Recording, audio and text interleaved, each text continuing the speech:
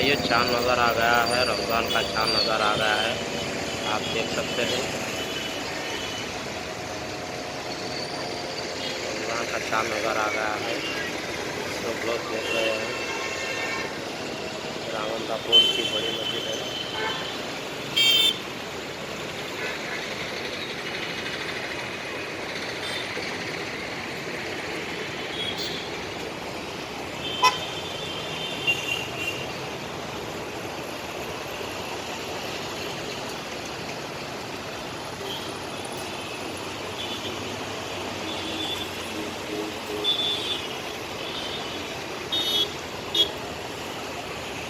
रमज़ान का चाँद नज़र आ गया है, आप देख सकते हैं रमज़ान का चाँद।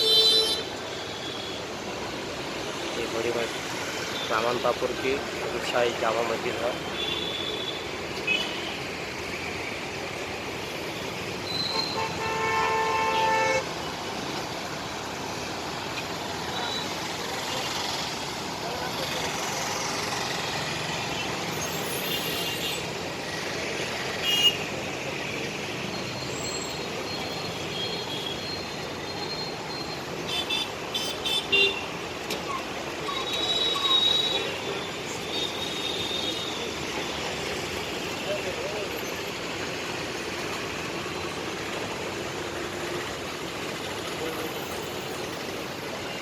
रमज़ान के चाँद के दिन ही